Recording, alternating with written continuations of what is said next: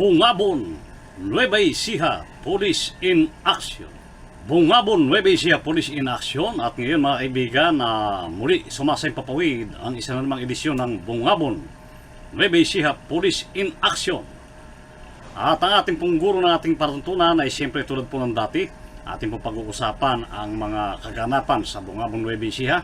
Wala pong iba kundi ang napakahusay nating kaibigang pinagmamalaking Chief of Police ng Bungabon, Nueva Ecija. Wala pong iba kundi si Police Major Johnny Boy R. Itkay. Police in Action. Police in Action. Ngayon may bago pong utos ang ating quarters na manghuli po ng sigarilyo. Yung sigarilyo. Opo, nag-conduct na po kami ng visitorial power po sa mga sari-sari store na sinasabihan po namin sila na bawal pong magtinda ng mga smuggled cigarettes. At kung mahulihan po namin sila ay pasensyahan na po. Okay, marami tayong katanungan tinanggap sir dyan sa illegal na sigarilyo. Sir, meron na raw ba kayong mga suspect na may-ari ng illegal na sigarilyo na nag-ooperate dito sa Bungabon? Dito sa Bungabon sir, so far wala pa naman po kami na pag-alaman na mga pumapasok at nagtitinda sir. But we assure you na still ongoing po ang aming operation kung sakaling may papasok po na mga mag-smuggle ng cigarettes. Okay sir, tanong pa rin ito nating mga kababayan.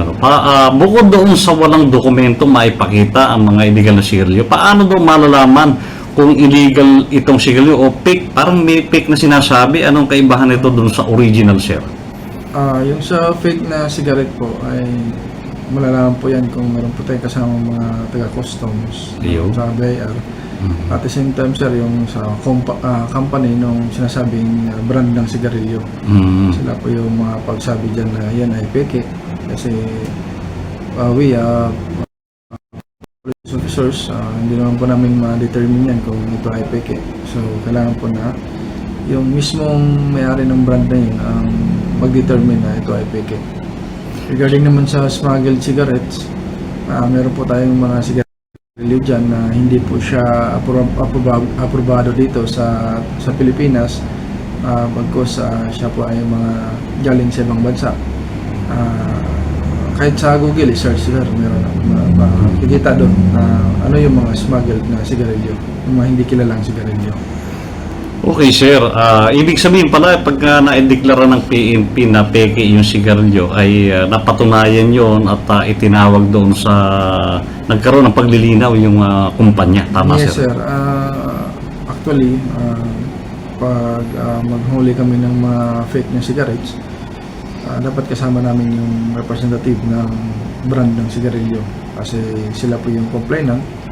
And at the same time, mayroon po kasi yung bypass muna, parang sa drugs din, para ipatest muna dun sa kanila kung yung nabili ng aming asset ay peke ng sigarilyo. Then, once na ma-prove nila na peke, together with the customs and yung representative po ng brand ng sigarilyo ay huliin po namin yung nagbebenta. Okay sir, ano ang kinakaharap na parusa nitong mga nagbebenta ng peking sigarilyo? O pareho ba siya sa illegal na sigarilyo? At kung may mahuli pang may-ari sir, anong parusa yung kinakaharap nila? Siya pwede makat dyan. Sir, ano masasabi niyo doon sa batas ngayon ng peke at illegal na sigarilyo? Para po silang makasuhan ng Republic Act 9211, yung Tobacco Regulation Act of 2003. Ang lahat po na mahulihan po ng fake smuggled na sigarilyo. Okay sir, kumusta naman sir ang mga huli natin ngayon sa illegal, o kasama na siguro sigarilyo, droga, baril, at kung ano-ano pang mga illegal sir? Yun sir, patuloy pa tayong nanghuli po ng mga illegal na mga gawain po. Lalo na po yung illegal drugs natin, tuloy-tuloy po yan.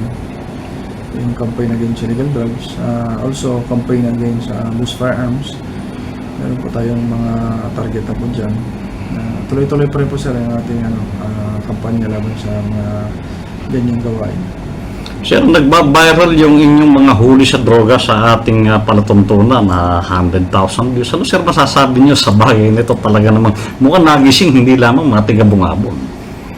Opo, siguro sir, mga taong bayan ay talagang gusto nila sigurong maging tahimik na yung bayan, yung lugar. Kaya yung mga tao din ay aware na rin na dapat maging aware na rin sa mga balita, yung mga tao na gumagawa ng ganyang mga kalokohan. Para na rin, usually kung siguro yung mga magulang, para na rin mabantayan nila yung mga anak nila na huwag lumapit o huwag gayahin yung mga ganyang mga tao na gumagawa ng ganyang bagay para hindi po maparewala yung kanilang mga anak in the future. Okay sir, may tinanggap tayong katanungan. Actually, matagal ng tanong to, tinaabangan ng ating mga kababayan. Kumusta raw yung baril nyo, yung police nyo nabaril dun sa encounter na naganap sa pag-respond nila dun sa nangyaring holdapan?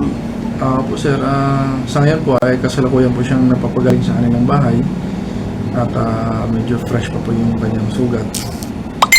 Saan ba sir siya parting tinamaan? Sa may kaliwang hita po. Tumagos ba sir sa buto o dumapis? Buti na lang po sir, malayo, medyo dikit lang sa buto yung kanyang tama at hindi po siya napuruan na natamaan yung buto kasi medyo mahirap po yun pag natamaan yung buto sir. Okay sir, may nagtatanong sir magkano raw ba talaga yung na-hold up dun sa biktima?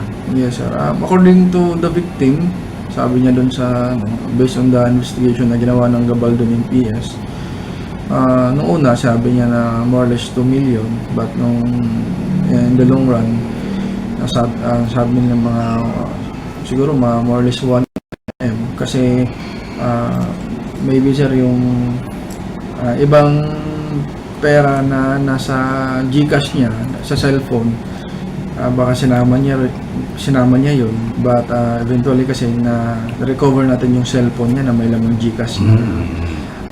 Sabi po niya ay nasa more or less 500,000. So siguro siya nasa mga almost 1M sir yung mga na nawala pa sir at hindi pa na-recover sa ngayon. Cash sir yung cash? Siguro sir, yun po yung sabi niya sir may cash po, alahas at ibang mga gamit like laptop, ganun po sir. Kumusta naman sir yung isang kasama na sinasabing ito'y nakatakas at ito yung may tangay ng na-hold up? Yun po sir, nag-backtracking po tayo, no? That time naka po siya, sumakay po ng kulong-kulong pabalik po ng papuntang Laor area. Then doon din na namin sir na makita kung saan na po pumunta. Bali po ay nakatakas po siya. Nakatakas? Yes po sir, allegedly dala po niya yung pera. Hanggang ngayon sir hindi pa nakakuha, ano? Hindi pa po sir, but ongoing din po yung follow up sir ng Gabaldon na kung saan po yung whereabouts ng tao kasi identify naman po sir yung tao na yun.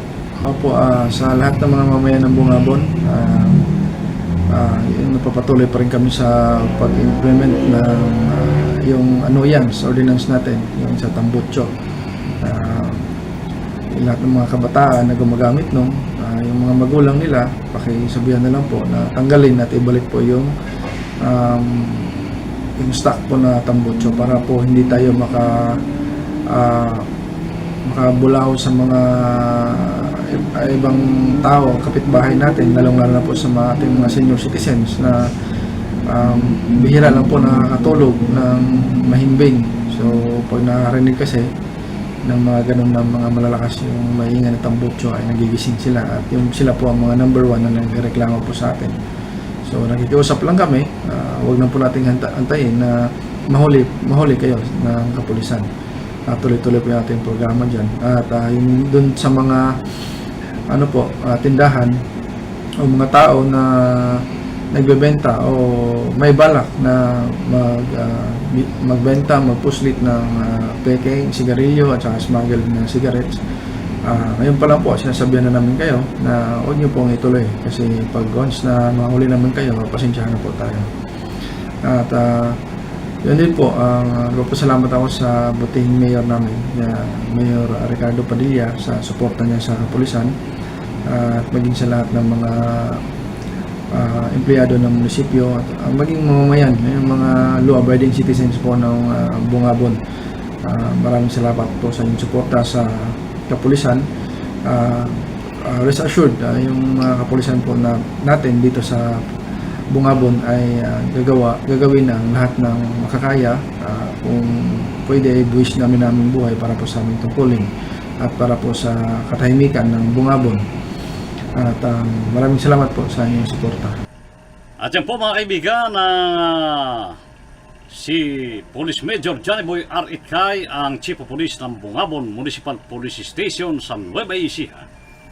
At yan po mga kaibigan, isa na namang edisyon ng ating Bungabon Nueva Ecija Police in Action dito pa rin sa Pinoy Rapido Radyo Diaryo. Sa ngalan pa rin po ng bumubuo ng Pinoy Rapido Intermedia Philippines, ang ating mga naasamang mga teleradyo patrol reporters. Ito pa rin po ang inyong kaibigan kasagasalat ng oras sa mabuting bagay, Romel Roque.